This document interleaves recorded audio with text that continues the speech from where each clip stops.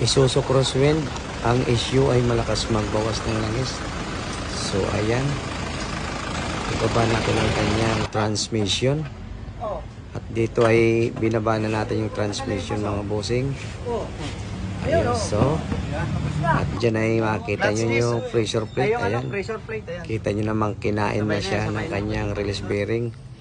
So ayun, tinanggal na natin ngayon. So ayan, tinanggal na natin yung flywheel. Ito na yung clutch disc, pressure plate, brand new. Ayan, kitang kita nyo naman yung brand new kaysa sa luma. So ayan, kinain na yung kanyang pressure plate. So ito naman ngayon yung oil seal. Yan, so nakita nyo naman talagang sobrang magbawas ng langis. At dito nga ay mukhang pinuno ng may-ari ng langis. Yan, nagbanto na nagbanto.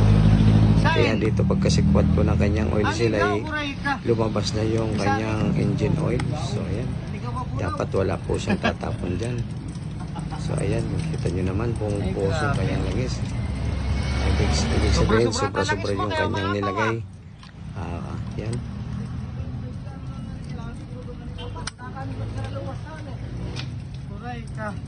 So ayan, kabit na natin yung kanyang oil seal, crankshaft oil seal.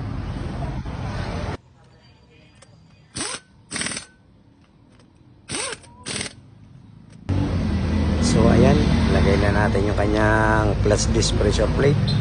At dito nga ay gumamit ako dito ng special tools para hindi na mahirap magsalpak ng transmission. Hindi na po tayo magsisintro. So ayan, ilagyan na natin ng tornilyo. Gamit lang ng dosing socket.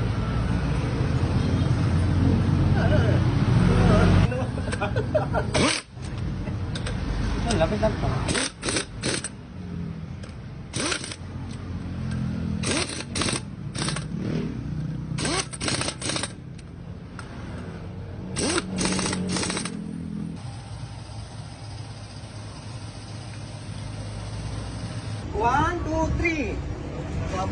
Ayan, salpak na natin yung kanyang transmission. May kabigatan na pero kayang-kaya. Dito ka na sa likod. Kalekter naman po tayo kaya medyo basic lang ating gagawin. Yan, kayang-kaya nyo na mga idol yan.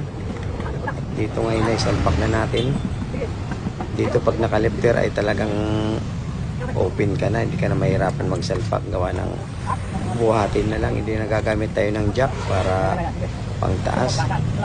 So ayan, naisalpak na natin. Ayun, swak na. Yun, okay. Masakto. Oh, parang nilagyan eh.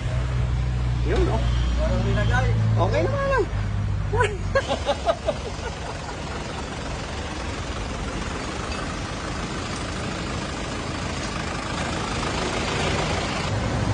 Ingat, boss.